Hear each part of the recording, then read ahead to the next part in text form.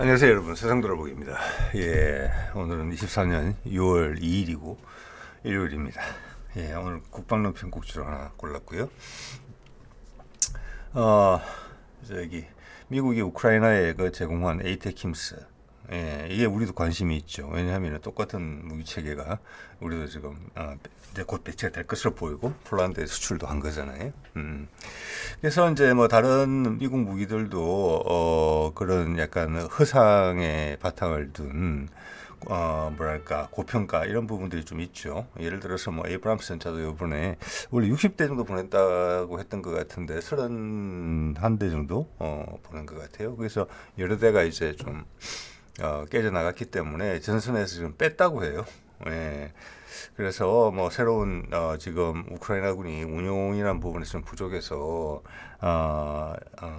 에이브람스 전차를 최대치로 활용하고 있지 못하다 이런 이야기가 이제 흘러나오면서 빠져나갔는데 전차 한 대도 지금 귀환 상황에서 전선에서 그걸 뺀다? 뭐 미군의 말도 맞겠지만 그 비중이 얼마나 되는 건지는 잘 모르겠습니다. 미국의 체면을 손상시킨다는 그런 측면이 더 강조된 게 아닌가. 그것도 어렵게 준다 그러다가 늦게 줬고 다른 나라들보다 미국이 먼저 주자고 말 꺼냈지요. 그래서 영국, 뭐 독일, 캐나다 다 줬는데 그게 이제 챌린저도 있고 레오파르드 전차도 있는데 미국이 제일 늦게 줬어요. 정작 주장한 쪽이. 그래놓고 약속한 물량의 절반밖에 안 줬는데 몇 대가 끝에까지 전장태 안 내보내고 끝까지 버티고 있다가 결국 이제 구석에 몰린 우크라이나가 사용하기 시작하면서 이런 문제가 발생한 거거든요. 그런 것처럼 우리도 이제는 뭐 현실 감각을 갖고 봐야 되겠다. 그게 우리가 가진 국방력의 위상을 좀 더 정확하게 이해하는 데 도움이 되고 우리 주변의 가상의 적들의 수준을 또 정확하게 가늠하는 데도 도움이 돼요. 자, 오늘은 그래서 에이테킴스 기사를 좀 접했기 때문에 말씀을 좀 드려볼까 합니다. 자, 이건 뭐 엊그제 일본 쪽에서 나온 뉴스인데 다른 쪽에 많이 기사가 된 것으로 보입니다. 우리나라에도 아마 기사가 됐을 것 같은데 미국이 제공한 무기 체계를 가지고 러시아 본토 공격을 용인하겠다. 우크라이나가 그렇게 해도 된다. 자, 이거는 결론부터 말씀드리면 국방논평이죠. 제가 오늘 그런 꼭지가 이거는 여론을 마사지하는 그런 용도의 멘트입니다. 그러면 왜 미 공군기를 제공하지 않습니까? 그 외에 다른 무기 체계를 주면 되죠. 그러면 미국 스스로의 어떤 방위력에 손상이 되는 부분이 있기 때문에 안 된다. 뭐 이런 이상한 논리를 갖다 대기도 해요. 포탄을 갖다 퍼주는 거는 미국 방위력 유지에 큰 손실이 안 됩니까? 자기들 쓸 포탄이 없어지는데 그건 아니고요. 자, 이거는 이제 가장 큰 것은 전쟁이 확대될까봐 우려를 해서 그런다. 그런데 뭐 가끔 그러면 이때까지 해왔던 우크라이나가 종종 러시아 내부에 장거리 타격을 한 바도 있는데 그거는 또 어떻게 설명이 되겠습니까? 그냥 이거는 여론에 대해서 미국이 뭔가를 하고 있다. 느슨해지면 다시 불을 당긴다. 지금 선거를 맞아서 그러는 거잖아요. 어떻게 보면은. 그리고 아까 에이브람스 말씀도 드렸지만 지금 우크라이나는 전력이 싸울 수 있는 종합적인 전력이 안 돼요. 그냥 눈에 보이기식의 무기 체계만 제공을 한단 말이에요. 그들이 원하는 게 한두 개가 아닌데 지금 더 이상의 어떻게 보면은 예를 들어서 방공 미사일도 지금 우크라이나 간절히 원하고 있는데 미국의 패트리엇 미사일 같은 것도 좀 주려고 해도 줄 게 별로 없다는 거죠 지금. 그건 두 가지로 생각할 수 있어요. 미국 내 패트리엇 미사일이 동이 났을 수가 있느냐? 저는 그렇지는 않다고 보고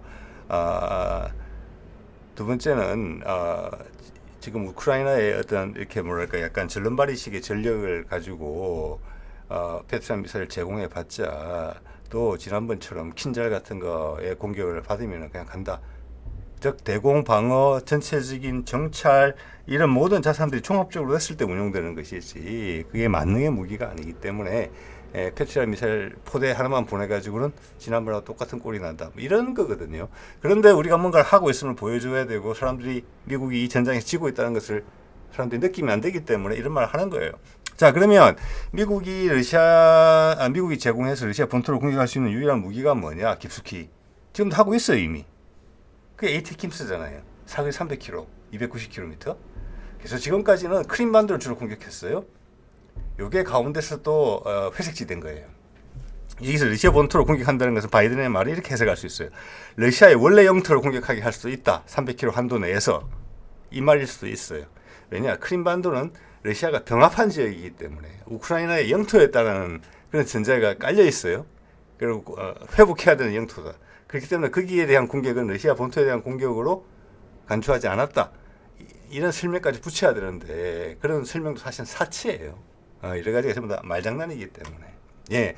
자, 그렇기 때문에 현재 우크라이나가 어쨌거나 러시아 본토를 타격할 수 있는 300km 한도 내에서 있는 무기는 AT킴스인데 AT킴스가 생각만큼 위력을 발휘하고 있지 못하다. 이런 정황이 나오고 있다는 겁니다. 보겠습니다. 예. 자, 예쁜 사진이죠. 이 밀리터리 TV에서 이 사진을 잘 골랐더라고요. 어디서.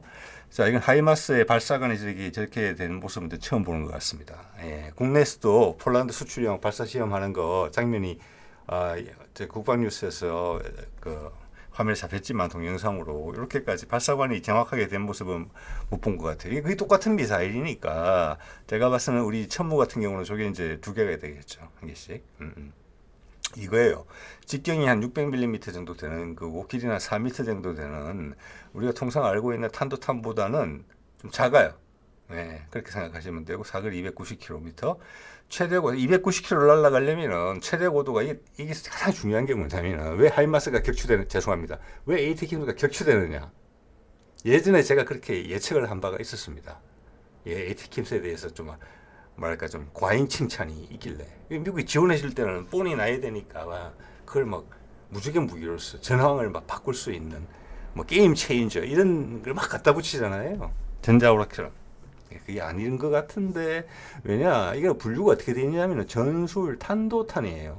물론 날아가는 방향을 INS하고 그다음 GPS를 통해서 보정을 하지만 기본적으로는 탄도탄이에요. 날아가는 방향 바람 맞아서 조금 움직이면 그 바로 잡는 그 정도예요. 즉 탄도탄이란 말은 전술 탄도탄이라고 분류된다는 것은 기본적으로는 궤적이 단순하다라는 거예요. 자, 오늘도 뒤에 조금 말씀드리겠습니다만은 우리의 기본적인 우리나라의 방공망 KAMD를 구성하는 미사일들은 기본적으로 러시아 기술로 시작된 것이고 현재 러시아의 방공망이 가장 튼튼해요. 왜냐하면 공군력이 미국보다 처지기 때문에 방공망에 더 투자를 많이 했고 끊임없이 개발해 왔어요. 반면에 미국의 방공망은 상당히 허약해요. 그 기술 수준이라는 게. 지금 사드도 거의 단종된 것으로 보이기 때문에 가지고 있는 미사일이 패트리엇이에요. 패트리엇도 상당히 오래된 미사일이에요. 그래서 우리가 개발한 천공2 같은 게 해외 시장에서 밀리잖아요. 가격 때문만이겠습니까? 아니라고 저는 생각합니다. 감히. 예. 그래서 300km를 날아가려면 최대 고도가 보통 100km예요. 예. 자, 저 말은 뒤에 있는 로켓 연료는 100km, 고도 100km 올라가기 한참 전에 이미 다 소진이 돼요. 그 다음 관성에 의해서 그리고 이제 고도가 저렇게 올라가면 공기 밀도가 낮잖아요. 예. 그러면 그 탄력에서 한참 올라가는 거예요. 속도는 떨어지죠. 그 속도가 이제 가장 떨어졌을 때쯤 되면 꼭지점 도달, 그 다음 하강하면서는 공기 밀도가 낮은 곳이니까 가속이 돼요. 쫙 가속이 되다가 뭐 고도 한 30km 이하로 내려와서 공기 밀도가 갑자기 이제 짙어지기 시작하면은 그 마찰력에 의해서 속도가 떨어져요. 그래서 최대 속도가 마하 3. 이러면은 사거리 300km인 보통 탄도탄보다 속도가 조금 떨어져요. 예, 제가 가지고 있는 다른 자료들을 봤을 때. 자, 이렇게 내려와서 목표에 맞을 때쯤이면은 당연히 마하 3은 안 되고 마하 1에서 마하 2 정도 사이가 될 거예요. 그러면 항공기, 전투기 정도의 속도예요. 그럼 대공 미사일이 요격되는 거죠. 그러다가 회피 기동을 하는 것도 아니잖아요. 덩치도 크고 이거는 염가형 탄도 미사일이잖아요. 맞죠? 예. 그러니까 이거 뭐 스텔스성이나 이런 것들은 고려가 안 돼 있어요. 그냥 우리나라만 하더라도 천무가 지금 3,400대 갖출 거고, 그러니까 군단장한테 다 군단이 넘어가는 그런 무기 체계잖아요. 그러니까 요격이 용이하다는 말씀을 제가 드리는 겁니다. 속도가 느리다라는 거예요. 그러니까 웬만한 방공 시스템은 다 걸린다. 세계 최고 수준의 방공망을 갖고 있는 러시아한테는 다 걸린다. 예, 어디로 날라올지 알고 있으면 그 이야기를 말씀을 드리는 겁니다. 지금. 그래서 좀 전에 말씀드린 것처럼 예전에 썼던 슬라이드인데 전술 탄도탄으로 분류가 돼요. 예. 자, 그래도 러시아 이스칸데르 같은 경우는 회피 기동하잖아요. 팝업 기동도 하고 상대방 예측이 좀 어렵게. 근데 그것도 요즘은 대공 미사일이 전부 다 능동 레이더 센서를 다 가지고 있기 때문에 한번 팝업 기동하는 것 정도 다 떨어뜨립니다. 그래서 우리 예전 이제 미사일 사령부 쪽에서 북한이 가지고 있는 뭐 KN 시리즈의 북한판 이스칸데르죠. 우리는 남한판 이스칸데르를 또 여러 개 가지고 있잖아요. 그 정도로 다 격추시킨다라고 얘기했던 바가 있어요. 예. 자, 그렇다면은 그러니까 기존에 우리 이제 가지고 있는 천공 시스템, LSM은 말할 것도 없고 격추된다는 거예요. 그럼 ATACMS는 훨씬 더 쉬운 거예요. 어떻게 보면. 예. 자, 최대 고도 약 100km, 그러니까 최대 사거리를 간다고 했을 땐 저렇다는 거예요. 그런데 이제 항상 최대 사거리를 쏘는 게 아닐 수도 있잖아요. 예, 그렇게 되면 로켓 연료가 훨씬 더 많이 탈 수도 있어요. 속도가 더 빨라질 가능성도 있어요. 최대 속도가 마하 3이니까 마하 3보다는 항상 낮아요. 그러니까 빨라봤자 전투기 속도예요. 목표 도달 속도가 밋밋하게 들어오는 거죠. 그래서 마하 3이 여기서 뭐 대단하다 이런 건 전혀 없어요. 그냥 마하 3이에요. 탄도탄보다도 느리다. 예, 이거죠. 그리고 고도도 뭐 순항 미사일 같은 경우에 여러분 아시겠지만 속도가 느리잖아요. 그냥 아음속이기 때문에 저공으로 날아가는 거잖아요. 그죠? 나무 꼭대기 높이 정도로. 그래서 레이더에 안 걸리려고 노력하는 건데 이거는 그것도 아니에요. 그렇다 속도가 엄청 빠른 것도 아니고 상대방이 딱 레이더에 걸리기 좋게 날아오는 표적이라는 거예요. 예. 다른 말로 하자면은. 자, 이게 보면은 도대체 몇 발이 제공됐느냐 의미가 있어야 돼요. 의미가. 그래서 아까 에이브람스 전차 같은 것도 60대 준다고 분명히 예전에 그렇게 발표를 했는데 실제 지금 전달된 거는 1차분이라고 이야기해야 되겠죠. 30대. 그중에 여러 대 지금 이제 박살이 났잖아요.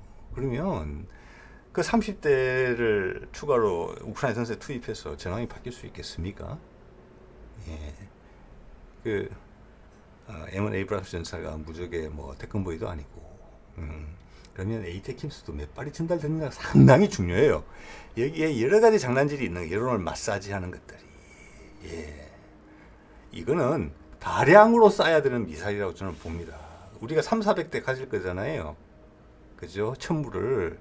그러면 그 한 시스템에는 여러 가지 포드를 쉽게 갈아 끼움으로써 다 발사할 수 있어요. 그럼 우리는 최대치로 치면은 400대의 천물을 가지고 있다 하면 한꺼번에 마음을 먹는다면 800발의 ATACMS를 발사할 수 있어요. 우리나라는 향후 이제 천무가 갖춰지면 지금 이제 계속 쌓여가고 있는 상황이잖아요. 100발 이 정도 갖고 러시아라는 강군을 이길 수 있겠느냐? 상징적일 가능성이 크다. 그것도 하루에 4개씩이나 격추한다. 일주일에 15개가 격추됐다. 이런 게 지금 보도에 나오고 있다는 거예요. 감 잡았다는 거예요, 러시아가.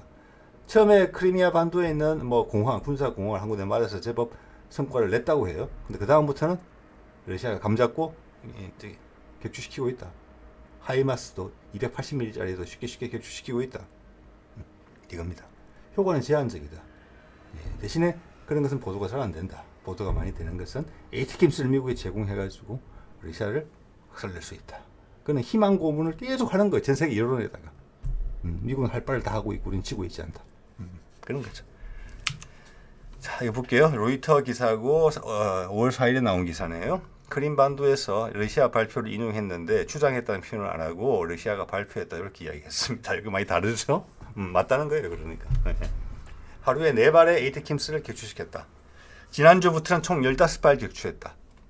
일주일에 한 20발, 20대 정도, 20발 정도 떨어뜨렸다는 거예요. 여기 보면은 뭐가 나오냐면 방공 미사일도 나오고 기사 내용에 보면은 또 항공기도 나와요. 예.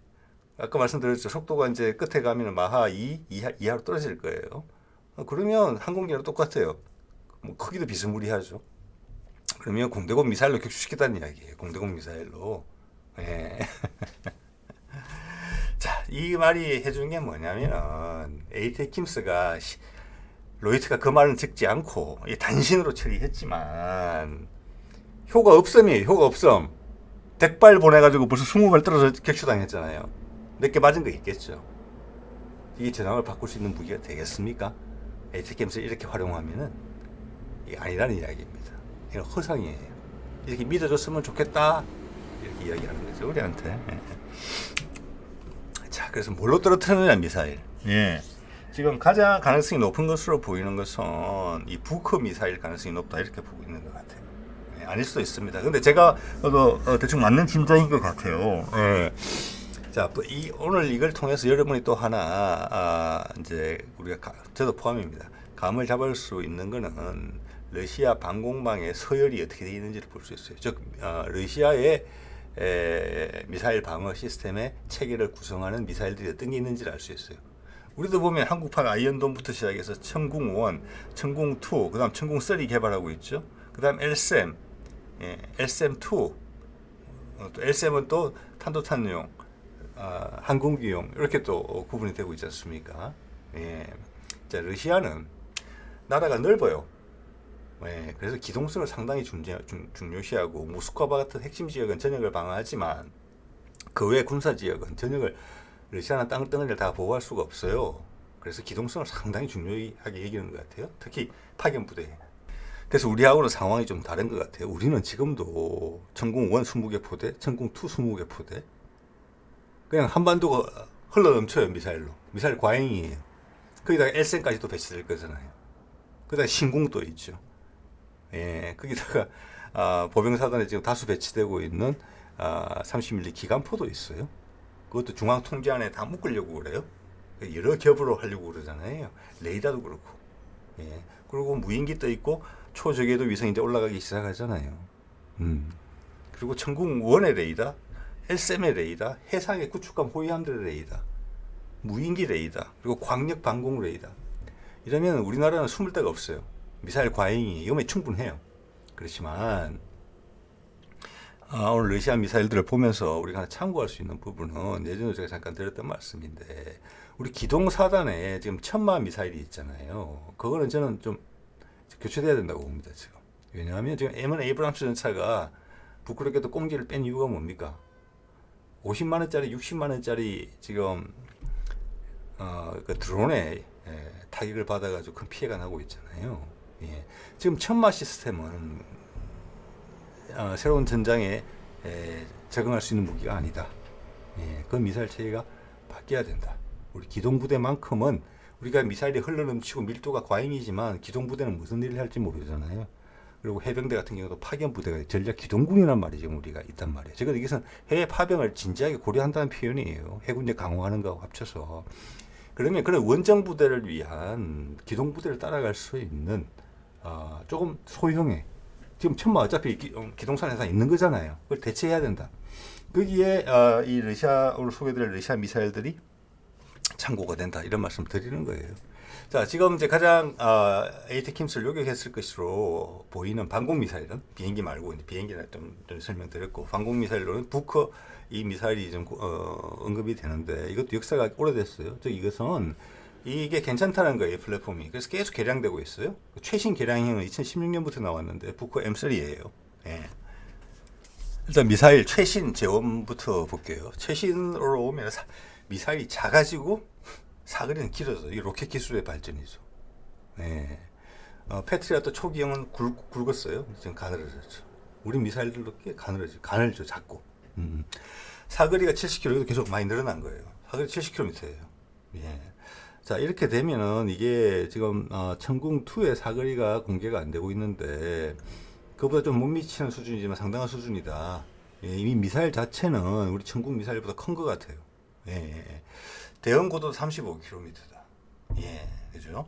여기서 가장 중요한 거는 대응 목표 속도가 마하 8.8이에요. 요게 지금 러시아의 방공 미사일 최신형들이 대충 대응 속도가 이 정도가 돼요. 예, 이건 극초음속 영역이잖아요. 예, 탄도탄 요격 가능하다는 거예요. 상층부에서 최대 고도란 말은 최대 고도일수록 고도가 높으니까 거기 있는 탄도탄이 속도가 빨라요. 특히 고도가 35km 정도 되면은 가장 속도가 빠를 때예요. 그 이하로 떨어지면 공기 밀도가 갑자기 확 올라가거든요. 예, 그래서 우리 사드도 40km 이상이고, LSM도 40km 이상이고, 그 미터가 천궁2고, 또 LSM으로 치자면 LSM 대항공기탄은 40km 이하예요. 공기 밀도가 확 짙어지기 때문에 그런 거거든요. 자, 그래 올라갈수록 미사일들이 빨라요. 마하 5, 6 이렇게 될 거예요. 탄도탄 같은 경우는. 예를 들어서 한 300km 날라오는 탄도탄 같은 경우는 그죠? 그거 대응하겠다는 거예요. 그래서 우리도 저거가 대응 속도로 돼 있을 거예요. 이게 러시아 미사일들이 미국 거보다 대응 속도가 높아요. 예를 들어서 패트리엇 같은 것보다. 예.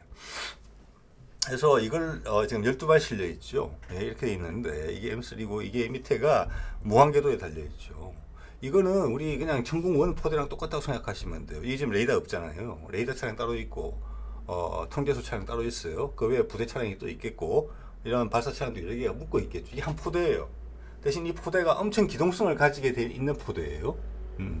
근데 사거리가 70km나 되기 때문에 좀 이따 소개해드릴 다른 미사일들도 여기 가능할 수는 있는데 이거는 사거리가 70km 정도 되기 때문에 광역적으로 AT킴스 같은 것을 막기에는 괜찮다. 사거리가 10km, 20km밖에 안 되면 미사일을 엄청나게 촘촘하게 배치해야 되잖아요. 그래서 사거리 10km, 20km짜리는 지역의 중요한 부대의 일선이나 아니면 사령부나 통제소 이런 것을 지휘 통제소를 방어하는 국지 방공용이지만 이 정도면은 국지 방공용을 넘어선다는 거예요. 예? 그게 우리 천궁포대급에 준하는 방어력을 가진다. 이래 볼 수 있어요. 동시 대응 능력도 그렇고. 그래서 얘가 잡았을 가능성이 크다고 보는 거예요. AT킴스를. 예. 자, 그 다음 이제 후보군이 되는 게 이게 토르가 있죠. 토르. 예전에 제가 소개를 드린 바가 있습니다. 우리 천마도 향후 이런 걸로 교체돼야 되는 거 아니고 무한궤도고 수직 발사관을 갖고 있어요. 미사일 16발 들어가요. 예. 이것도 보면은 이제 발사 차량이 4개, 지휘 차량이 1개 이런 식으로 있는데 연동해서 하나의 지휘 체계에서 행동할 수도 있고 각각이 레이더가 있기 때문에 자기 혼자서 독립적으로 할 수도 있어요. 이게 러시아 방공 시스템이 다 이래요. 탄찌러도 그래요. 독자적으로 할 수도 있고 남하고 연동해서 하나의 통제 체계에 묶일 수 있어요. 왜 하나의 통제 체계에 묶는 게 유리하느냐? 그때는 한 목표에 여러 발씩 쏠 이유가 없잖아요. 그렇죠? 즉, 예, 그래서 상황에 따라서 흩어졌다 모였다 할 수 있게 되고 또 모인 후 뒤에는 상위의 방공 체계하고 연결될 수 있어요. 예를 들어서 토르 같은 경우는 좀 전에 말씀드린 부크 그리고 그 위에 S 시리즈 있잖아요. S 300, 400, 350 이런 거랑 연동돼서 그 밑에 들어가서 각자 역할을 할 수 있게 되어 있어요. 해쳐 모여 해치면 독립적 모이면 종합방공 이런 것을 우리도 생각하고 있다. 이거는 이제 C4 체계라고 소위 말하는 거죠. 전 세계가 흘러가는 방향이에요. 서방과 미국은 민기적거리고 있죠. 근데 우리는 아마 바로 그리 갈 거예요. 그럼 KAMD는 그거죠. 예. 그런데 그래서 어제도 지난번에도 말씀드렸지만 우리 KAMD가 너희보다 전체 시스템도 더 훌륭하고 레이더도 더 훌륭하고 미사일도 더 훌륭한데 왜 너희 방공체계에 들어오라고 그러냐. 웃기는 소리 하지 마라. 그리고 우리는 중국의 바로 코앞이다. 너희가 적으로 생각하는. 우리는 너희들의 항공모함이 역할을 해줄 수 있다. 너희가 해군으로서 우리가 할 수 있는 만큼 하려면 아마 불가능할 거다. 칠함대를 몇 개 더 갖다 붙이더라도. 이런 이야기죠. 자, 이 토르는 이거는 움직이면서 발사가 되더라고요. 그래서 제가 이것을 천마용으로 중요하겠다. 따라다니면 되는 거니까. 따라다니면 최전선으로. 예. 좀 전에 보여드린 부크 같은 경우는 사거리는 길지만 아무래도 포대 형식으로 운행이 돼요. 자, 기동용 발사가 가능하고 그래도 시속 25km 이하로 달릴 때는 안 선다는 것도 중요해요. 그만큼 그 시간도 아낀다는 거예요. 서서 발사하면 1, 2분 걸릴 수 있죠. 그것도 아낀다. 속도만 살짝 떨어뜨려서 발사할 수 있다. 동시 대응 능력 4개. 발사 차량이 4개고 4대가 지휘 차량이 있는데 표적 연동, 다른 방공 시스템 연계, 독자적으로도 된다. 사거리 16km, 고도가 10. 자, 좀 전하고는 확 떨어지죠. 예, 요거는 딱 자기가 지금 보호하고 있는 부대, 우리로 사진을 따지자면은 기동사단의 여단급 여기에 딱 배치되는 무기로 딱 적당한 거죠. 예. 요거는 최대 대응 속도가 이것도 옛날 건데 계속 지금 특히 요새 러시아 살림살이가 나와져 가지고 새로 개선등이 막 빨리 나오고 있는데 제가 그때 파악할 때는 마하 2 정도였어요. 예. 그래서 이거는 항공기용에 최적화된 건데 하이마스 같은 경우도 278mm, 280mm짜리 있죠. 사거리 한 7, 80km 되는 거. 그거는 대응이 된다. 그 정도 속도가 마하 2 이하라는 거예요. 좀 전에 AT킴스 같은 정도는 되어야지 최대 속도가 마하 3. 그것도 타격 지점 내려오면 마하 2 이하로 떨어질 것이지만 사실 이것도 대응이 돼요. 그런데 사거리가 짧으니까 이거는 비용 대 효과 면에서 이걸 아주 많이 배치해야 되는 거죠. 어디서 쏠지 모르는데. 자, 그럴 때는 사거리가 넓어서 어느 정도 광역을 커버할 수 있는 부크 같은 게 낫다. 요거는 우리의 기동사단의 대대나 여단을 쫓아다니는 용도다. 그리고 생각하시면 될 것 같아요. 그 다음 그 밑에나 같은 급이라고 볼 수 있는 게 판찌르가 있죠. 판찌르도 말씀드린 것처럼 독자적으로 활동할 수도 있고 연합해서 활동할 수도 있고. 자, 요거는 기관포가 달린 걸 봐서는 더더욱 이거는 이제 기동 사단을 쫓아간다기보다는 어떤 보병 부대, 우리가 지금 보병 사단의 방공 정도로 책임지는 역할을 하고 있는 것 같아요. 우리도 30mm 기관포가 보병 사단에 있잖아요. 거기다가 신공 올린 셈인데 이 미사일의 사거리도 계속 길어지고 있는 것 같아요.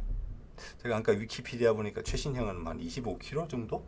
그러니까 러시아도 지금 미사일이 날씬해지면서 사거리가 길게 뽑고 있어요. 로켓 기술이 다 그렇게 하고 있어요 지금. 그리고 이거는 이제 이것도 이제 판찌르 여러 시스템을 하나로 어울러서 사용할 경우에는 그게 효과적이라고 판단할 때는, 그래서 기지 방공 같은 거, 기지 근접 방공 같은 거 할 때는 따로 레이더 차량이 붙더라고요. 통제 차량이 붙는 거예요. 컴퓨터가 따로 하나 있어야 돼. 그 전체를 아우르려면.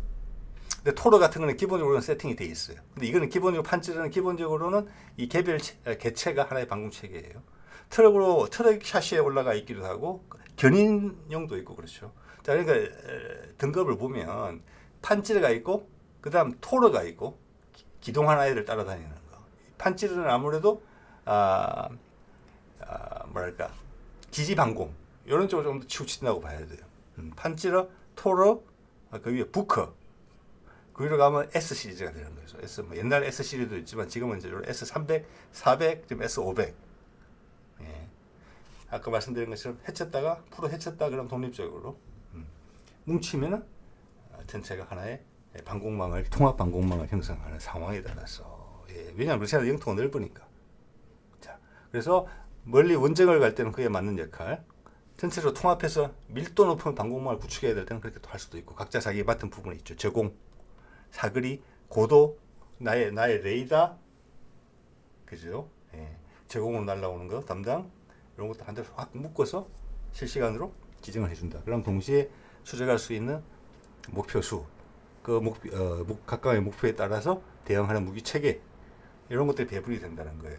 이게 아마 우리 KAMD가 추구하는 바가 아닌가 저는 감히 그렇게 생각하고, 제가 봐서 러시아의 방공 체계가 가장 고도로 지금 발전됐다. 그럴 충분한 동기가 있었고 그들한테는.